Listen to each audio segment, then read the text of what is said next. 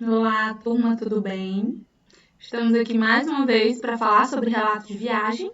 No nosso videozinho anterior, a gente viu que é um texto que consiste basicamente em relatar situações vividas em uma viagem, a fim de que o leitor compreenda, imagine situações retratadas, e muitas vezes vocês podem expor sentimentos e emoções vividas dentro daquela viagem, durante aquela viagem. Então, vou falar de 4 elementos básicos, que eu até já dei uma frisada antes, mas eu quero falar novamente, que é basicamente, primeiramente, continuidade. Dentro de um relato de viagem, ele costuma ser contínuo. A gente costuma expor o que aconteceu em um dia, no dia seguinte. Por exemplo, é como se fosse um diário mesmo. Então, a gente não conta o que aconteceu. Eu vou começar a contar pelo meu último dia de viagem, o que aconteceu quando eu estava voltando para casa, por exemplo. Não, eu vou começar lá do início. Eu vou começar contando de quando eu cheguei lá, os primeiros locais que eu visitei, os que eu fui conhecendo nos dias posteriores. Então, existe essa continuidade. No que consiste essa continuidade? Em eu relatar os meus momentos, as minhas visitações, as minhas experiências vividas de forma contínua, lógica, progressiva. Se eu cheguei lá na segunda-feira, eu vou começar a contar o que aconteceu comigo na segunda. Depois eu vou contando o que aconteceu terça, quarta, até o dia de eu retornar. Às vezes eu posso começar a contar experiências já vivenciadas no aeroporto. Ou antes de embarcar, né? Na rodoviária. Porque tudo isso é relevante. Após a continuidade, outra coisa são os marcadores de tempo.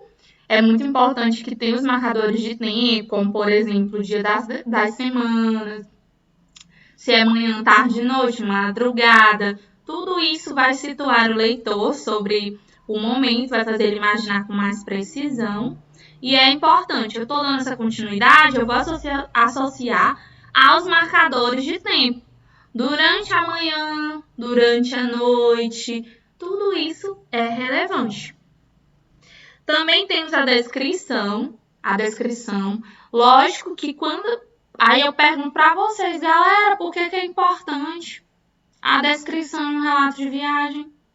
Porque se eu quero expor a minha situação, as minhas emoções, as minhas experiências durante essa viagem, eu preciso descrevê-la. Eu não posso só dizer, foi bom. Foi bom por quê? O que foi que eu vi lá de interessante? Lá a cultura é muito rica. Por quê? O que tem nessa cultura? O povo lá fala muito bem. Como assim? De que forma? Como é que o lugar é bonito? Como é que o lugar é legal? Eu preciso descrever.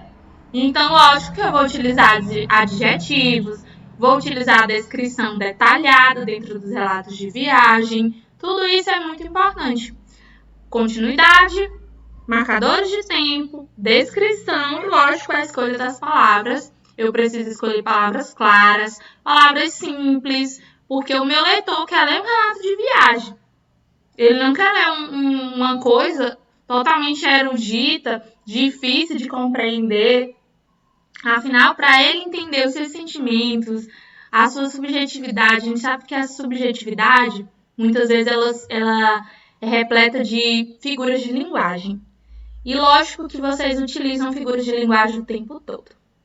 Quando eu digo assim, o tempo todo, eu já estou utilizando figuras de linguagem, que é hipérbole, estou exagerando. Estou dizendo que sempre, o tempo todo, a todo momento, vocês estão utilizando isso. Então, a gente usa figuras de linguagem continuamente, a gente fala com ironia, a gente fala a dizer, foi uma situação estupenda, eu estava morrendo de fome lá, quando eu comi aquele hambúrguer maravilhoso. Tudo isso é exemplo de figuras de linguagem que está presente na linguagem subjetiva de vocês, como vocês vão narrar na primeira pessoa do discurso, vocês vão utilizar essa linguagem subjetiva, que se mantém parcial mesmo. Então, você precisa utilizar as palavras dessa forma, de uma forma bem expressiva mesmo, de uma forma bem legal, bem dinâmica. Então, a escolha das palavras são muito importantes. Então, os 4 elementos que eu queria falar para vocês era a continuidade, os marcadores de tempo, a descrição e a escolha das palavras. Vou ler aqui um pequeno trechinho para vocês sobre um relato de viagem que basicamente foi escrito à mão. E aí vocês vão ver todos esses elementos, né? Alguns desses elementos. Eu fui para o Japão. Para chegar lá, tivemos que parar em Dubai. Conhecemos várias coisas, porque da Ferrari, Parque da Ferrari, né? É porque eu tô lendo a própria ortografia. Autódromo de F1 e a Mesquita Gigante. Foi muito legal. Continuamos a viagem no Japão. Lá visitamos os templos e visitamos o Monte Fuji. Vale muito a pena ir para lá. Eu adorei. Não tem tanta riqueza de detalhes, mas ele está dizendo cada lugar que ele andou, cada lugar que ele conheceu. Ele está dizendo no eu, primeira pessoa do discurso. Tá? E ainda faz uma recomendação. Vale muito a pena ir lá, foi muito legal. Eu adorei. A opinião dele aqui, parcialidade total.